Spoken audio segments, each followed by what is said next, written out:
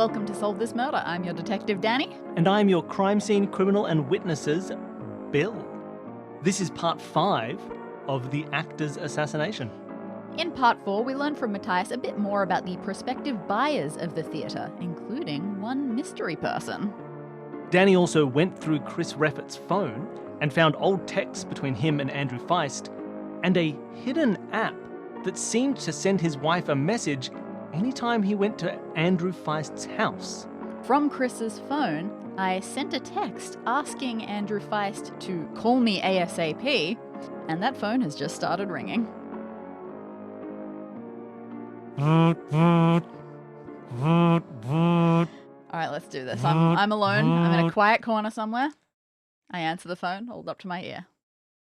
Okay, if you finally figured out who could possibly have stolen it, you tell me now, because this is like the last moment. Hello, Chris? I pause for just a moment. There aren't many incoherent grunts or that I can give in response to this one.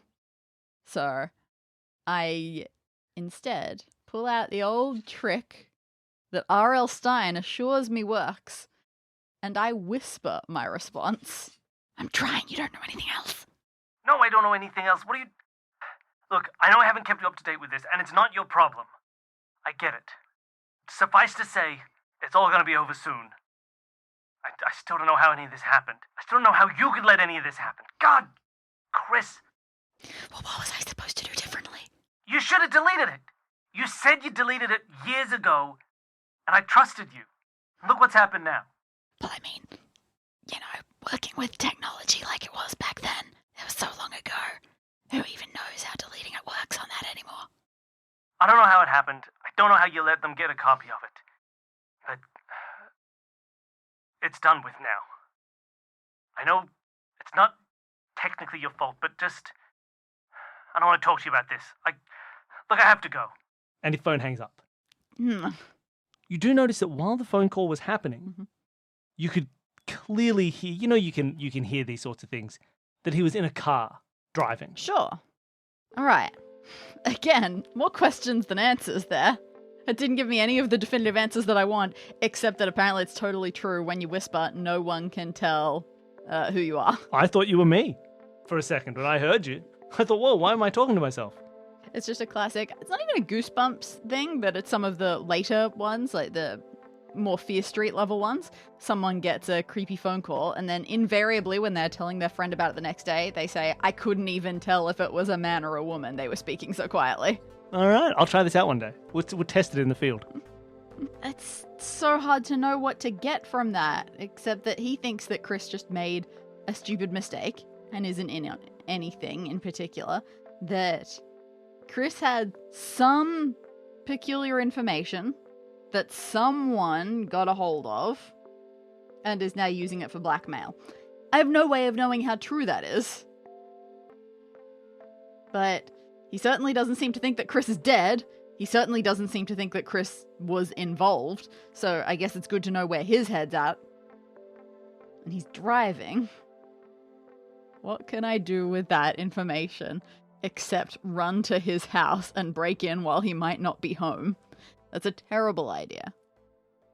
That being said, I don't think there's anything that I want from his house, necessarily, unless he keeps old blackmail notes, but every Agatha Christie tells you that as soon as you get a blackmail note, you burn it. That's just how it goes. Why would Chris have even had one, unless he is involved in that side of it? I don't... But where my head was actually going with that is he's a rich, successful senator, but he still lives in his childhood region. Is there any chance that his sister does the same? Would it be weird for his sister to be at or around that house? Maybe, he is out. Maybe it would be a good idea to go and knock on the door and see if someone else is home. The odds of it being a sister are not high, but maybe I can find more information about her, him, literally anything about what's going on here. Maybe there's a big placard that says mystery buyer on it. That would be helpful. Not super helpful, but nice confirmation. Head over to visit the house. Let's give it a shot. quick scope, anything to look at on the outside that I didn't see on Google Earth? So you approach the house, and it looks just Street like view. it did on Google Earth. Street view. On Street View. That's the word. There's nothing super noteworthy. It's a very nice house. Clearly a wealthy tenant, which you now know because it's Andrew Feist. Yes. So you look and you see there are no cars in the driveway or anything like that. Mm-hmm. You can approach and knock on the door. Yep, that's the plan. You knock. Nobody seems to answer. Okay. I don't know what to do with this. Is it worth doing a full out exterior skulk? I don't expect to see anything. What do you think? You can do an exterior skulk. And while you see that there's no one home, you do notice a few things. Clearly, someone lives in this house. Clearly, Good. it's a house that usually has people inside. That helps. Oh, crap. Did I bring Chris's phone with me? Ooh. Yes, you did. Okay, that's interesting. You did bring Chris's phone. All right. You see that it's definitely a house that's lived in. It's slightly messy. In fact, at the moment it's... Am I just peeking in windows? Yeah, you're peeking in windows. You can see the living room is in slight disarray. Not like anything violent has happened, but just like someone stressed has been wandering around. Things are put down, but looks like they've been sort of chucked down as opposed to carefully placed. It's... I am very insightful to be able to gather this. That's impressive. You keep moving around the house. You see into an office. On a desk, there's papers and notes and correspondence and things like that. And you see there are a few letters piled up in one section of the desk that all look the same. They're envelopes. They look like they have things in them, but they also don't look like they've been addressed. One would think that this would be useful information, but the lack of address is a lack of information.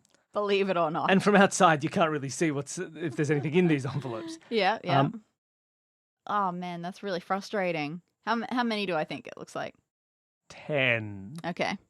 Be really good if I could get this app working properly to see its history. Yeah, true. Yeah, that's sort of all you can see skulking around the outside. Come home? Should I hide in a bush and wait for him to come home? I have no idea how long that could take. I text him. I say, "Where are you now?" He texts back, "Doesn't matter. Oh, no, he's left town. Don't worry about it." Yeah, he's not coming back. That's cool. That's cool. Just quick change of identity. I'll find him later. Speaking of identity, I'm not at the theater anymore. I can't just ask Matthias, so I guess I have to Google this strange lady lawyers. Yeah, so you can find out who the strange lady lawyers are. Literally, you can like Google strange lady lawyers and they seem to pop up quite quickly. It's a pair of sisters called Anne and Katrine Sunderland. There's not much interesting when you Google them in terms of like stories about them or anything, but you can definitely find contact information. Okay, that seems like a good idea. I should do that. I'm still using my own phone from this point onwards for communication with them. Yeah, I'd love to call and have a chat with them. You call, you can have a chat, or you can meet in person. Yeah, maybe that's better. You organise a time to meet up in person to talk with them. Within the hour. You're a detective doing an investigation. People need to meet with you when you ask. Perfect. An hour later, you find yourself at a local coffee shop. Mm-hmm. You're sitting by a table, and in walk two strange female lawyers. I'm picturing Tweedledum and Tweedledee, but dressed in black and definitely sunglasses. Yeah, picture Tweedledum and Tweedledee if they were both Carrie-Anne Moss in The Matrix. Yeah, exactly. Yeah. They walk in lockstep. Both of their rights, then both of their lefts, then both of their rights, in perfect synchronicity. They both have black sort of bob cut hairstyles. They're wearing leather trench coats.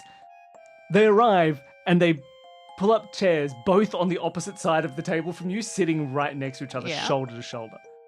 They sit and they say, yes, you have called us? I assume you're going to put on a reverb so that we can be sure that both of them said it at I'll once. just double up everything I say, yeah. What is this regarding that you have called us down to this meeting? Stop pressuring me. Oh, I apologize. We shall take a moment to order a drink. I haven't figured out questions yet. One of them orders a latte and the other orders a hot chocolate. And then they order a third glass. Oh, They mix chocolate. them together and they drink a mocha. All right, so I've come to understand that you have been involved in some negotiations regarding the Agnaton Theatre. This is the Agnagnoresis Theatre? Yes. Yes, that is us. We are doing the negotiations for it. Can you tell me a little bit about how that's been going? We are having some difficulties with this. Now, of course, I understand this is part of an investigation, and I will be as helpful as I can, as will I. But we are also bound, of course, by attorney-client privilege. This is a property negotiation. I don't think it's that serious. It is in some ways serious. Oh, no. We cannot give you, say, for example, the identification of the person for whom we are representing and making the sale. Why? Is that a thing? In this case, they have asked to remain anonymous.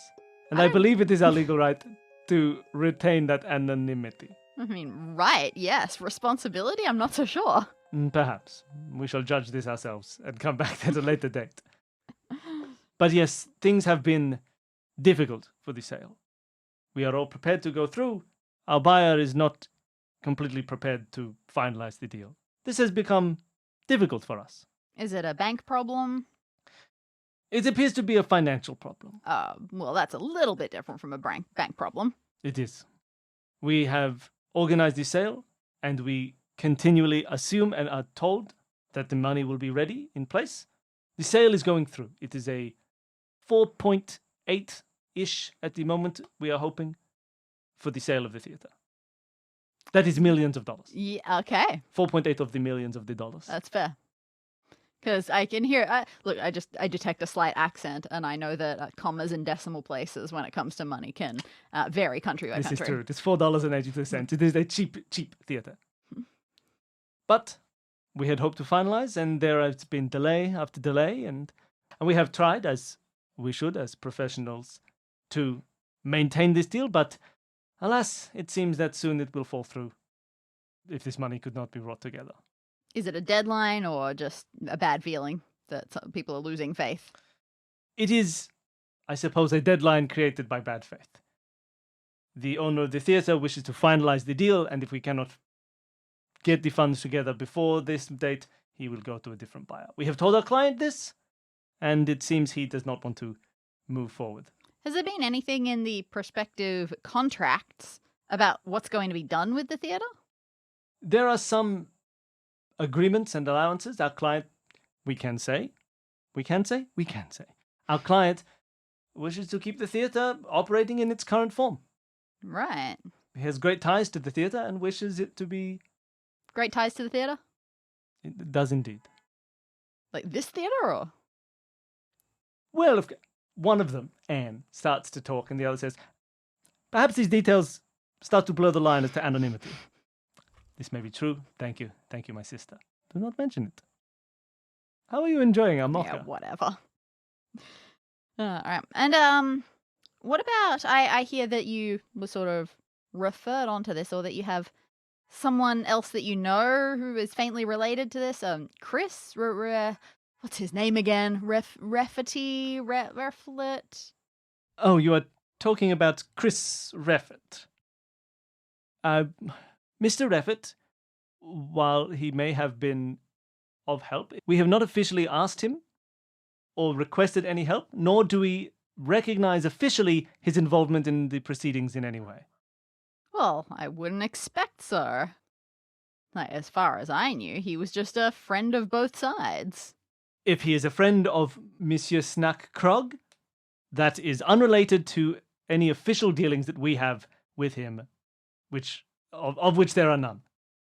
Man, I don't know. Under the table, I take out Chris's phone and I search the contacts for either of these people. You search through Chris's phone, and you don't see them in the contacts. But when you start to search the phone number that you've called to find them, you do find that number in his call history. Quite a few times. Mm-hmm. Recently? Like, over recently, these? Yes, especially multiple times in recent days.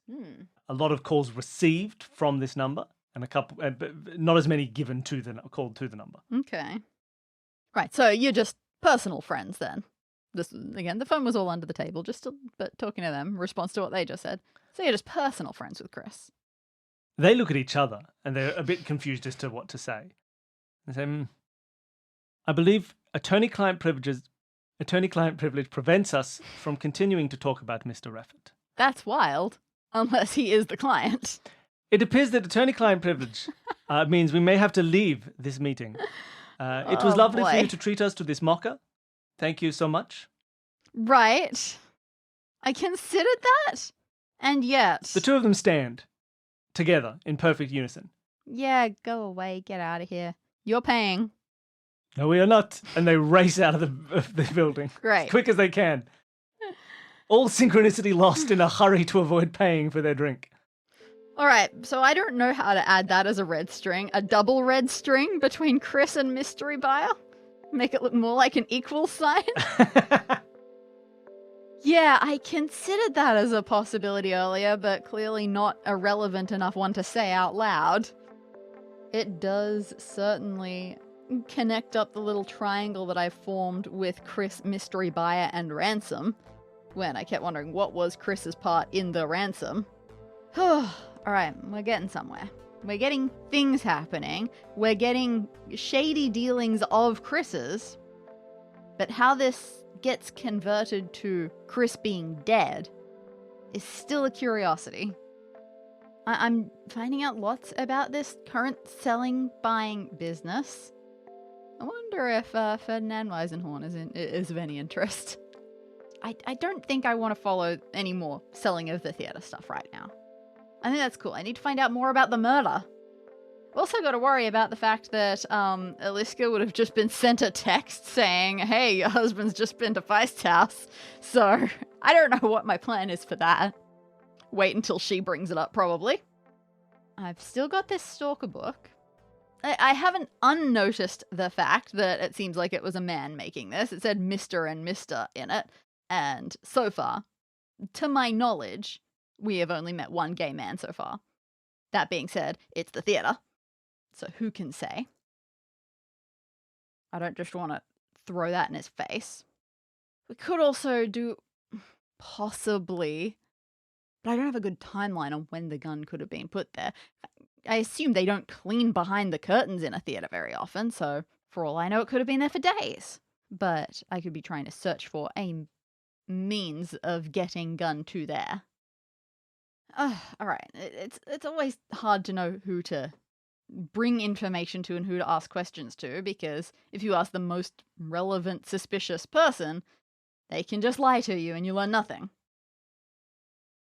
But so far, I haven't gotten sus vibes from Eve, except that Usher Jerry says that she would be moving stuff around and moving the big heavy boxes around outside, but maybe she runs a tight ship.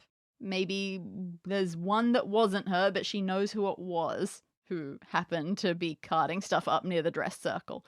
I don't know. The dress circle's very high up. Maybe I need to search the lighting rig some more.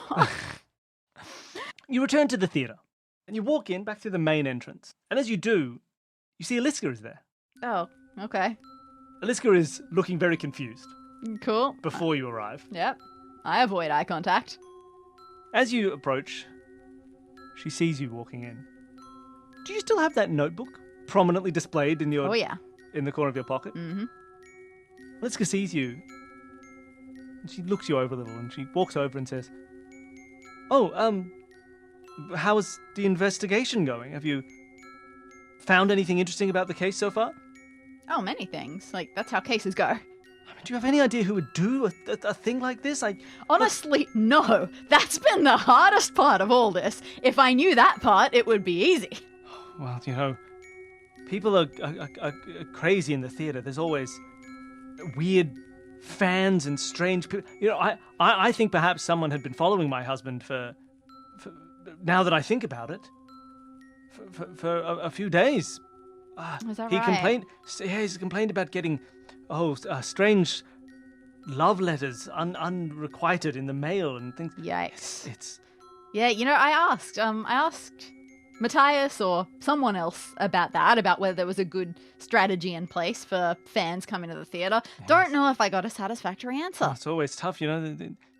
There's strange people out there. Well, yeah, did you see anyone on the Today? Question mark. You know, I wasn't really on the lookout for anything suspicious. I was backstage in the green rooms the whole yes. time, and but I'm sure if something happened, I mean, if someone had shot from the crowd, I saw that rifle up at the dress circle when you were there. I mean, they could have, any crazy fan could have snuck in and taken a shot from there. I didn't see anything myself, but I mean, ooh.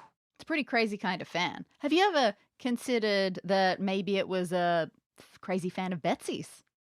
I suppose it could have been who missed their shot and. Well, no, exactly not the point. Oh, I mean, it could have been. Yeah, who was pretending to be her husband.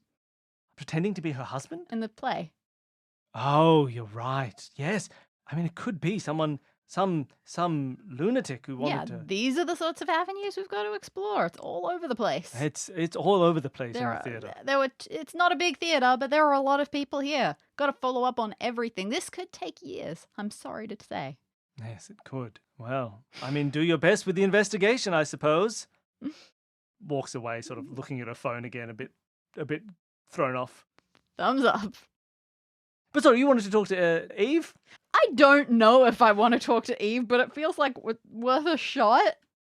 You find Eve sitting in the green room. All right.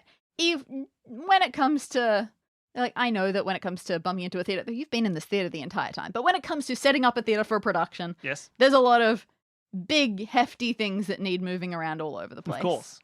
Who are the people who do that? Well, honestly, mostly it falls down to me in this theatre. You don't even make your actors do it? Well, look, sometimes the actors are moving things around, but really I can often just get things in one by one, getting in some. And there are some stagehands that help occasionally, but I'm a perfectionist sometimes. I like to set things up the way I like to have them set up. Right, and is that just exclusively on stage, or do you do other fancy stuff like lighting? You know, I love lighting. I don't know if you saw me up there before. I'm an enthusiast. Yes, I was meaning to talk to you about that. Please don't climb on my lighting rig. But you said that you weren't going to have any more shows. It's expensive stuff. You saying I'm too fat to climb in your lighting rig? No, I suppose not. I'm not going to harm anything. Oh. But yeah, anyway, all of that stuff. How does it get up there? And the other stuff, thing need to be moved backstage. I suppose the chairs in the audience don't need to be rustled around or anything like that. No, the chairs, they're permanent fixtures. It's all fine. Nothing needs to be rustled around. They're usually set up quite well. The lighting, look, anything large. You know, when I'm bringing the lighting in, I'll usually I can't take it through the front. Obviously, there's a ramp out here to get things in through the stage door leading into the car park. So you know when I'm bringing things in, the lighting rigs will come through there. The costumes. I mean, for musicals, instruments will come through. In this case, it's just been the one, but and it's not even part of the show. But wait, what? Oh no.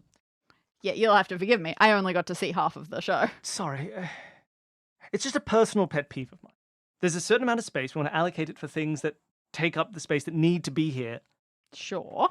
And that includes, to me, actors and performers. The fact that Aliska keeps coming in backstage. It's taking up one whole person's worth of room. A person's, and she brings her instrument sometimes. Why? I don't know. I've never heard her play it. What is it? I think it's a trombone or something like that. I see. Something in a large case. She'll come in and she says she's come from practice. She brings it in a few days and it just sits there in the green room, taking up space. Is it still here? Oh, probably. And she looked around the green room and went, oh, no, I guess. Maybe she put it back in the car after. I'm not sure. I'm not sure when I last saw it.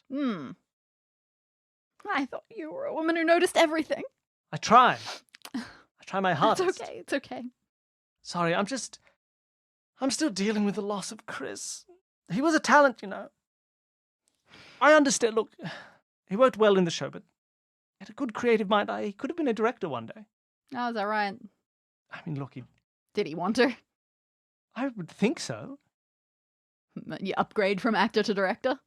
No, it's not an upgrade. Not at all, no. Many fine actors stay as actors the whole time, but I first found out about Chris before anybody else. I've used him in quite a few of my productions. Most people found out about Chris through me. But I found him through he used to do art projects when he was young. Yes, I'm aware. Oh, someone told you about these? Oh, yeah, pre-Chekhov is the era we call it. His pre-Chekhov era. Yes. Back before he knew anything about sisters or uncles. No, he had first thing I ever saw of Chris's was a production he made while he was in university. It's called Humans Being. Ever hear of this? No, not so much. No, nobody has. Honestly, I tend not to follow university productions because they're usually awful. Well, this is the thing. It was not a production. It was a creation that he made. He had he basically strapped a camera to his head or his chest. Oh, okay. I can't remember the exact Right. viewpoint. I'm sorry. Street art, gotcha. And he just recorded everything, like a year of his life. Ew. Just being a human. Well, You obviously must have saw something there was not pretty. there was some creative editing. It's not a 365-day long video, Whew. but to capture that and to keep this sort of raw experience of just being a human, all these sad moments and tragic moments and days of this stuff. I mean, it was captivating. Gotcha. That's interesting. Like, did it surprise you anything that was there, or is it the mundanity that is of interest? Oh, I mean, the mundanity is of interest. Look, there was plenty of drama and arguments and fights and strange. And, of course, it's always interesting to look back at these things and see what people have done since. Chris, now a respectable actor at the time, was a student at university. Yeah, State University, I believe. State University, yes. Oh, so you've seen it. Had a friend, went on to become a pilot. Remember when that plane landed in the river and went all the way to the bottom of the river and came up with all those fish to feed the starving village that had run out of fish? He's in that as a young boy. Wasn't even doing anything aviation-wise. Studying to be a museum curator. Fascinating, these sort of things. There's a senator, there's a clown, and of course a couple of people who never amounted to anything. Yes, I'm not surprised. And was this, I don't know how much you paid attention to the credits of that show. Was it a one-man entire thing? Did he do all the editing and all that himself? Yes, everything. Directed by, edited by. Obviously not starring, but... Did he credit himself as an actor? I believe he did. You can hear his voice. Yeah. It's just interesting. Absolutely no matter whatsoever. I see. This is information. It's, again, question marks of information, but it's answering some questions, at least, which is how get information should be delete. Sorry, can you repeat what you've just said? How get information should be delete. Okay, good.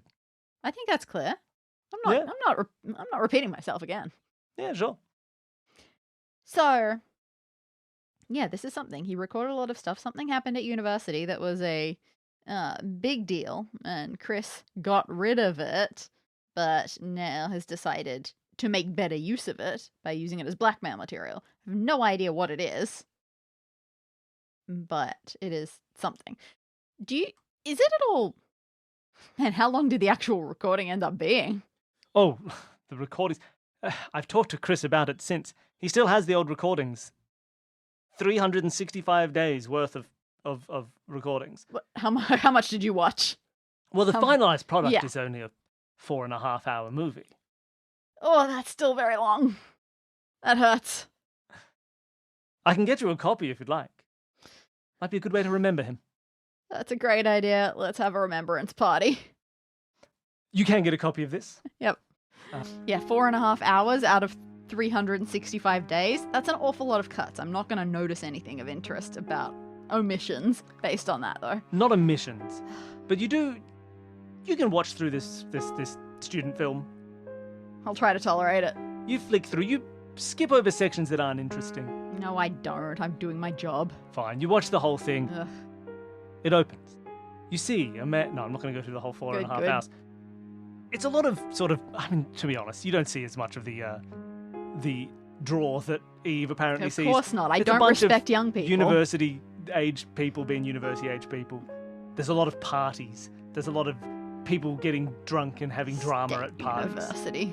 You do see a lot of who you now recognise as Senator Andrew Feist. You see some clips of Penny as well.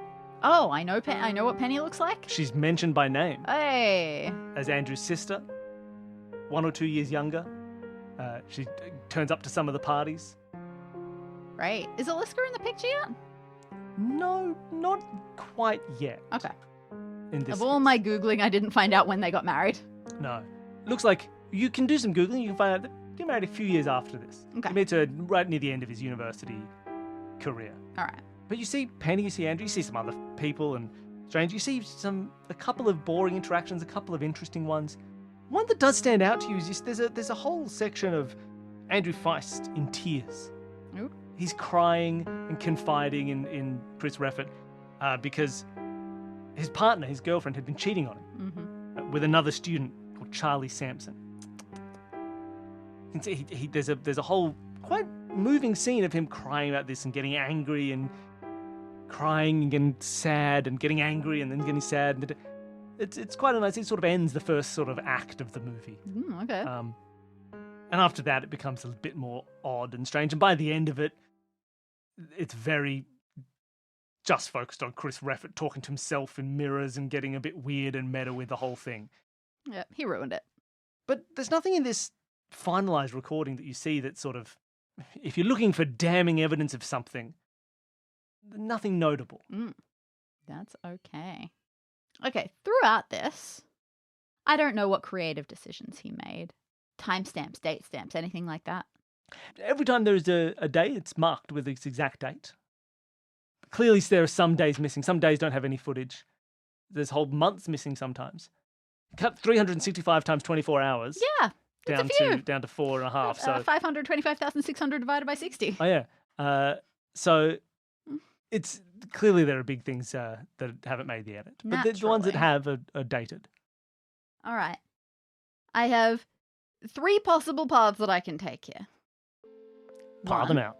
Is call Detective Simba, tell him that it's worth doing a search of Chris's place and finding these videos and getting his best men on a very long job. Sure. His best 500 men to watch a bit under a video each for a whole day. Alternatively, I can do it myself. I can go there, I can use whatever resources I can to do it, maybe try to pick some pertinent videos and do the same. The third is I can Google Charlie Sampson. That's interesting. You could Google Charlie Sampson. You could do a couple of these things if you like. Well, I'm going to do that one first. Sorry, I assumed by my tone that it was clear that that was my first offering. Oh, okay. That was my key. That was my by key. your tone, choice. I should have understood that your third offering was your first offering. It's the fastest. You try and look into this Charlie Sampson, and takes you a while. You don't see anything. No noteworthy achievements or places or people. There's no LinkedIn stuff that makes any sense. No.